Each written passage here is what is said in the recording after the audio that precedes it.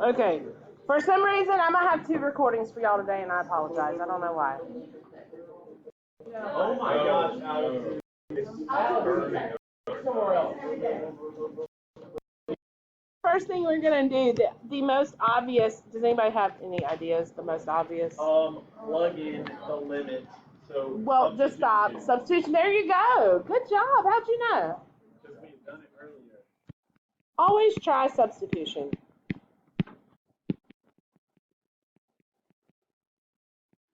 Hey, what's your favorite form of math? Algebra, geometry, trigonometry, or calculus? Calculus is probably my favorite. Algebra is my second favorite. Geometry. Nobody likes roots so bad. Oh my God, are you okay? These are not the most,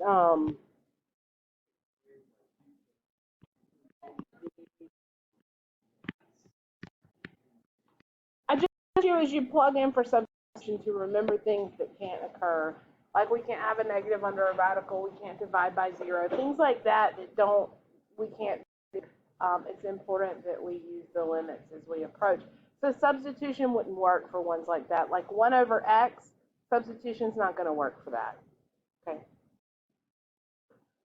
All right, so for example, if I have something like, what is the limit as x approaches to of x squared plus 2x plus 4 over x plus 2?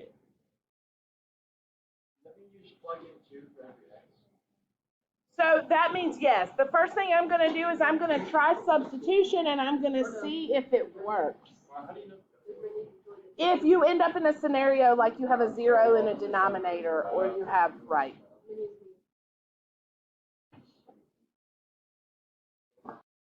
This one we think is going to work. So 2 squared plus 2 times 2 plus 4 over 2 plus 2. Or is it 3?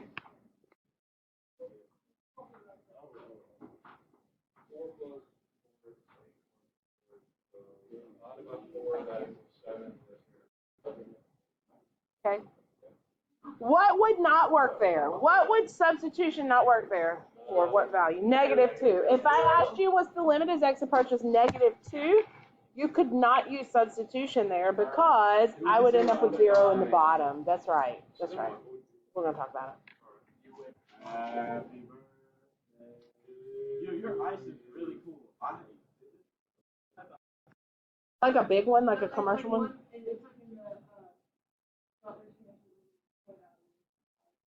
We used to have one of those too. How big is it? Yeah, it's like a. Where do you get one of those?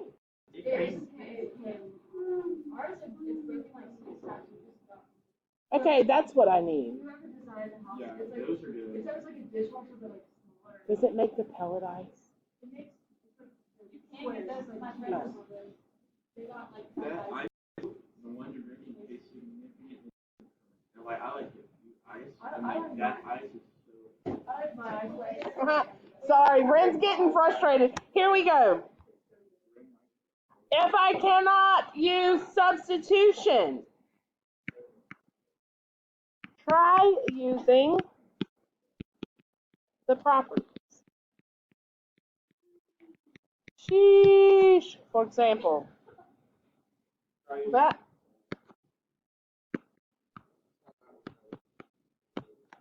But you did. I heard you say properties. Can I use substitution there? Yes, ma'am. You're right, Aline. Substitution will not work here because if I do substitution, I end up with dividing by a 0, and can't do that. Okay, but that's still not going to do any good because I'm still. Oh my gosh, how did you know? Okay, but wait, let's see if that works. Let's see if it, the limit as x approaches 0. So Noah says change this to sine over cosine. No, Noah's right this time. And I'm going to change this to 1 over x. Okay. Now, that still doesn't help me right now, right? Well, Does it? Does it? I don't know. Okay, no. I thought you were fixing to say. I thought you were fixing to say something else. I'm sorry. Okay, I can't just flip them willy nilly because I want to. can you? You can only cross multiply if there's an equal in the middle. No. There is something in your notes that I told you to highlight or star. What is it? The limit as x goes to 0. So remember our little friend. The limit as x goes to 0 of sine x over x equals what? Do you see sine x over x anywhere in that? Actually, I could, right? I could change this to the limit as x approaches 0 of sine x over x. And what does it leave me with over here? Right? Multiplication is commutative. I can do it in any order that I want to, so I could just split this up a little bit differently. Still the same thing, right? Do we agree? Yeah. When you split it up like that, when you did the sine and cosine, why did you do the times 1 over x? Because it was in the bottom, it was tan x over x.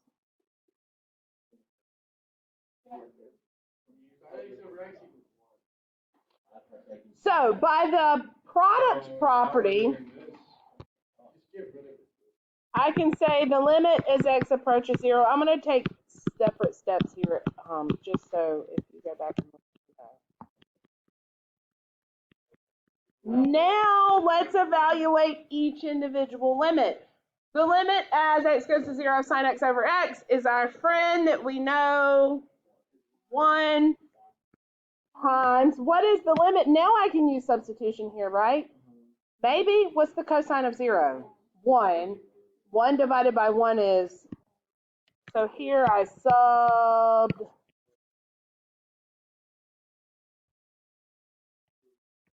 the answer 1. The limit of that is 1. So the limit as x approaches 0 of tan x over x is 1. You could. How much fun is this?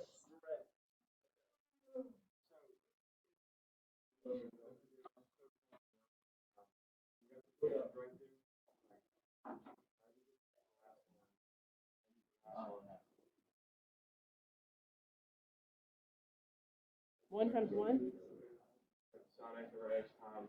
All right, so this is the one we derived yesterday that we found, and I told you to highlight and stuff because you'll use that one a lot. Yeah. I have a question. I got a little confused because of the last part. I understand that sine x over x is 1, and then 1 times 1 over cosine. How is 1 over cosine 0? Because when you What's the plug cosine of 0 on? Yeah, go ahead, Van. Go ahead. Is it 1? So you plug in 0 for that I have and written cosine 0, 1. I have written down that f of x equals sine x over You have what? f of x equals sine x over x, like in the notes. But then we found the limit as x goes to 0 of sine x over x. Did you miss that? Okay, if you don't have it written down, write this down somewhere and highlight it. The limit as x goes to 0 of sine x over x is 1. The limit of what? As x goes to 0 of sine x over x is equal to 1. Highlight it, star it, commit it to memory, write it 100 times. All right, I have one more thing to tell you. I need to tell you about one-sided limits, and then I'm going to save sandwich theorem for tomorrow. What about that leaves the 1 over cosine still? Then substitution. Plug the 0 in for x. 1 over cosine 0. The cosine of 0 is 1. So 1 over 1 is 1. Why do you think it's 0? Because it said the limit as x approaches 0. All right, one-sided limits. These are intuitive, and that's why. Yes, you absolutely did. You absolutely did. Wait, so is one-sided limits? Do they get an equation sheet when they take that?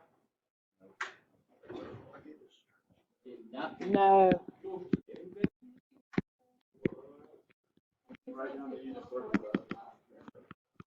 So we can do limits from different sides because there are going to be times when limits are not the same from either side. They're still defined with it right. So if you see a little plus sign, that means approach it from the right. And if you see a little minus sign, that means approach the limit from the left. And we're going to talk about limits being defined, and we're going to talk about continuity and all these things. But for right now,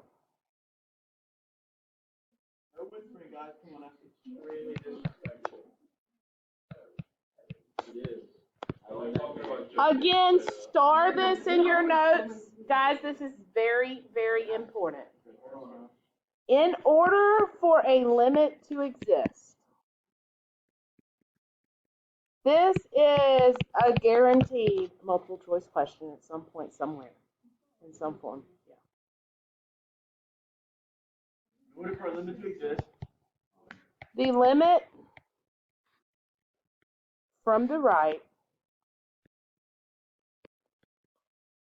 must equal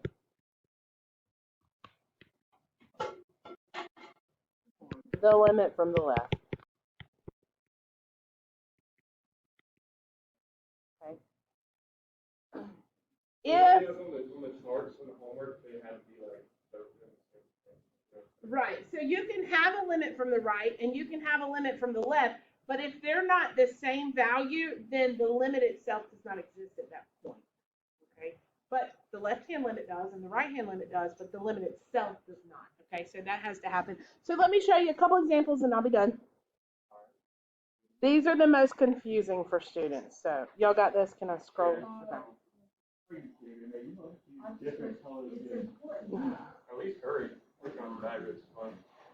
Y'all leave her alone. look how bad my hand is. Look how good mine is. That's why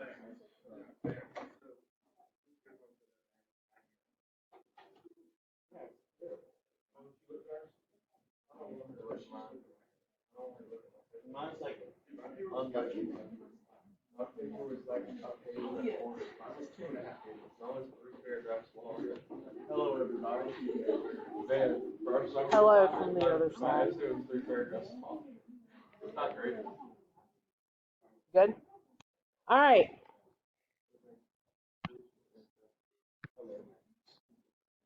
Oh, wow. My middle name is actually Kosan. No, that's actually. Well, that's my third middle name. Well, that's my first. Julian Vander. This is This not only people like in this conversation, but I've always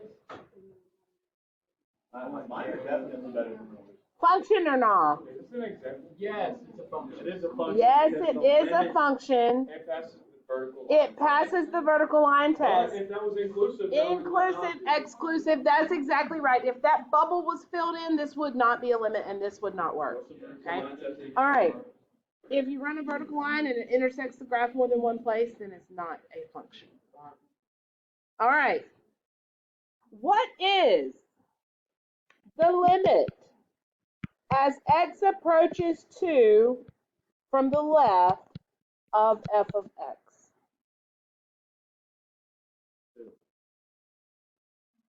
No, actually one. Are we doing? I don't know. From the left. I think it's one. I think that it's. It doesn't have to be defined at that point. What is it if you approach from the left? What value am I getting closer and closer to as I get closer and closer to 2?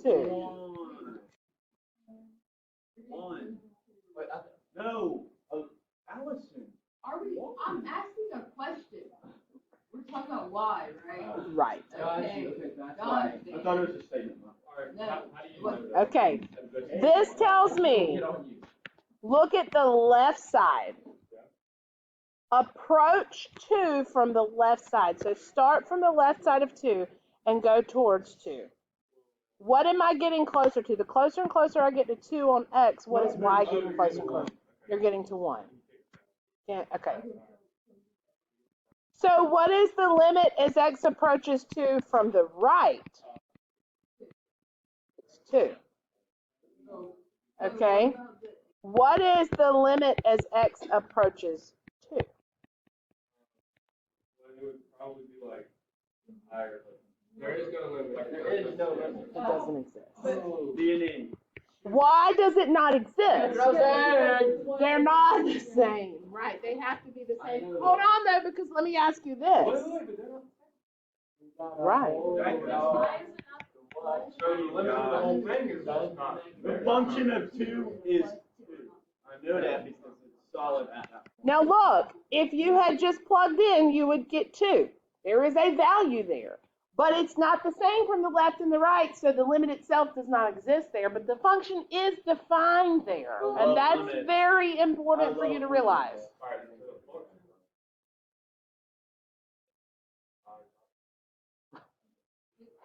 F of 2, at the value 2, at X equals 2, what value does Y have? And it can only have 1 because it's a function. So it's got to be 2. It's inclusive. It's exclusive there, right? Okay, so how is this a whole? Like as a whole then? How can it be a limit though? Because as coming from the right it's 1, coming from the right it's 2, coming from the left it's 1. It jumps. It's a jump discontinuity. All in the graph is discovered when. For right now, yes. You just said they have to be the same though for it to be a limit. What has to be the same? Coming from the left and from the right. Right. So the limit, the whole limit does not exist, but the one-sided limits do.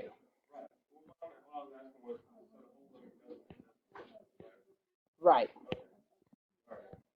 If this is f of x, almost, I promise, almost. If this is f of x, what is the limit as x approaches 1 from the left? All right, look, I've got a hole. Oh, sorry.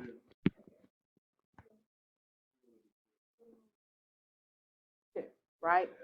We see a hole, but the hole is plugged, right? So there's a point, there's a y for every single x, but there is a hole in my graph. All right, but the limit as I go from the left is 1.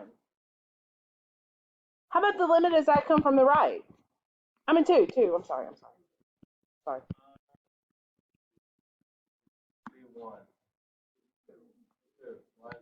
Still 2. If I come from this side, I'm still getting closer and closer to the same point, no matter which direction I come from. What is the limit as x approaches 1?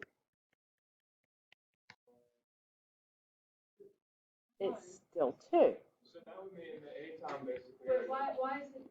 Anytime it's just. If the one-sided limits are the same, then the limit exists, and that is the limit. So basically anytime there's just a straight line, then it's probably going to. But then f of 1 is 1. That is correct. The function value at 1 does not have to equal the limit value. Do you see that? That is important because that is going to happen a lot. I've defined the function here. This is a part of the graph. And so the value, this function has the 1, 1. But it has a hole at 1, 2. Correct. Do you see how this is working together? All right. Left side limit has to equal the right-hand side limit in order for the limit to exist. But the function value does not have to equal the limit value. Correct.